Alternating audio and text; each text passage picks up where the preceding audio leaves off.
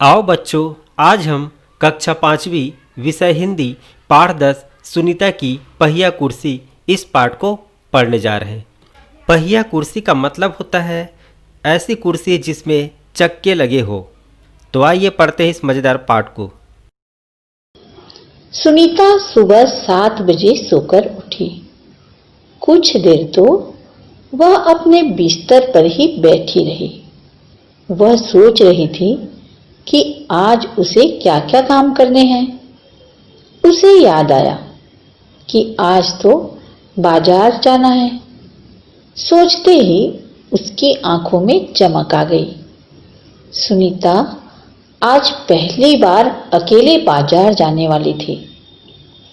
उसने अपनी टांगों को हाथ से पकड़कर खींचा और उन्हें पलंग से नीचे की ओर लटकाया।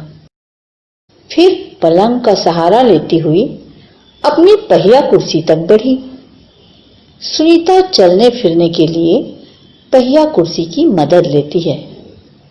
आज वह सभी काम फुर्ती से निपटाना चाहती थी।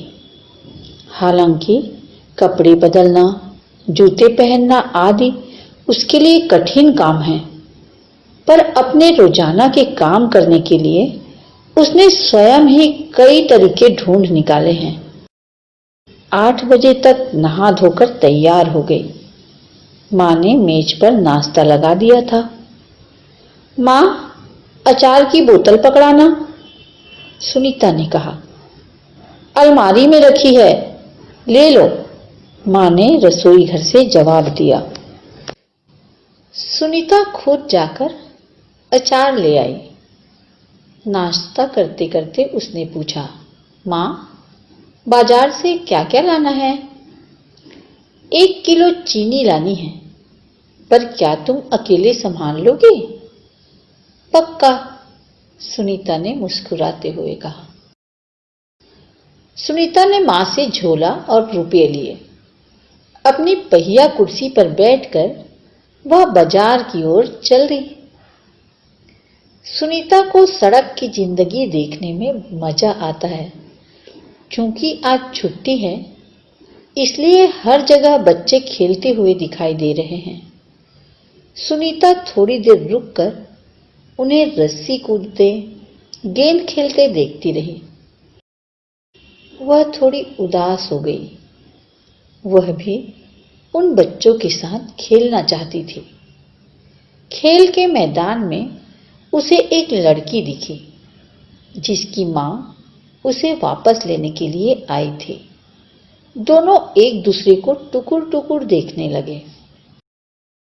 फिर सुनीता को एक लड़का दिखा। उस बच्चे को बहुत सारे बच्चे छोटे छोटू बुलाकर चिढ़ा रहे थे। उस लड़के का कद बाकी बच्चों से बहुत छोटा था। सुनीता को यह सब बिल्कुल अच्छा नहीं लगा।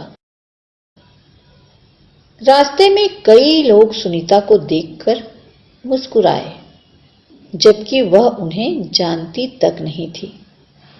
पहले तो वह मन ही मन खुश हुई, परंतु फिर सोचने लगी, ये सब लोग मेरी तरफ भला इस तरह क्यों देख रहे हैं? खेल के मैदान वाली छोटी लड़की सुनीता को दोबारा कपड़ों की दुकान के सामने खड़ी मिली। उसकी मां कुछ कपड़े देख रही थी। तुम्हारे पास यह अजीब सी चीज क्या है? उस लड़की ने सुनीता से पूछा। यह तो बस एक, सुनीता जवाब देने लगी, परंतु उस लड़की की मां ने गुस्से में आकर लड़की को सुनीता से दूर हटा दिया। इस तरह का सवाल नहीं पूछना चाहिए फरीदा, अच्छा नहीं लगता, मां ने कहा। मैं दूसरे बच्चों से अलग नहीं हूं, सुनीता ने दुखी होकर कहा। उसे फरीदा की मां का व्यवहार समझ में नहीं आया।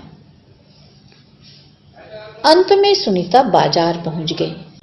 दुकान में घुसने के लिए उसे सीढ़ियों पर चढ़ना था। उसके लिए यह कर पाना बहुत मुश्किल था। आसपास के सब लोग जल्दी में थे। किसी ने उसकी तरफ ध्यान नहीं दिया।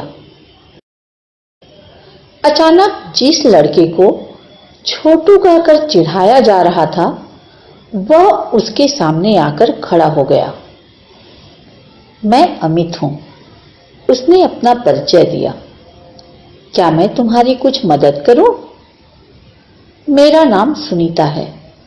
सुनीता ने राहत की सांस ली और मुस्कुरा कर बोली, पीछे के पैडल को पैर से जरा दबाओगे? हाँ हाँ जरूर, कहते हुए अमित ने पहिया कुर्सी को टेढ़ा करके उसके अगले पहियों को पहली सीढ़ी पर रखा। फिर उसने पिछले पहियों को भी ऊपर चढ़ाया। सुनीता ने अमित को धन्यवाद दिया और कहा, अब मैं दुकान तक खुद पहुंच सकती हूं। दुकान में पहुंचकर सुनीता ने 1 किलो चीनी मांगी। दुकानदार उसे देखकर मुस्कुराया। चीनी की थैली पकड़ने के लिए उसने हाथ आगे बढ़ाया ही था कि दुकानदार ने थैली उसकी गोदी में रख दी। सुनीता ने गुस्से से कहा, मैं भी दूसरों की तरह खुद अपने आप सामान ले सकती हूं। उसे दुकानदार का व्यवहार बिल्कुल अच्छा नहीं लगा। चीनी लेकर सुनीता और अमित बाहर निकले। लोग मेरे साथ ऐसा व्यवहार करते हैं जैसे कि मैं कोई अजीबोगरीब लड़की हूं, सुनीता ने कहा। शायद तुम्हारी पहिया कुर्सी के कारण ही वे ऐसा व्यवहार करते हैं, अमित ने कहा। मैं पैरों से चल ही नहीं सकती। इस पहिया कुर्सी के पहियों को घुमा कर ही मैं चल फिर पाती हूं। लेकिन फिर भी मैं दूसरे बच्चों से अलग नहीं हूं। मैं भी सारे काम कर सकती हूं जो दूसरे बच्चे कर सकते हैं, सुनीता ने कहा।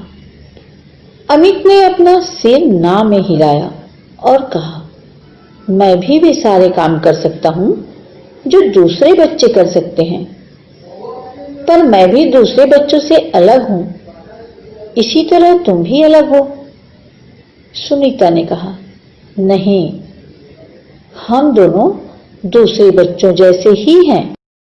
अमित ने दोबारा अपना सिर ना में हिलाया और कहा, देखो, तुम पहिया कुर्सी पर बैठकर चलती हो।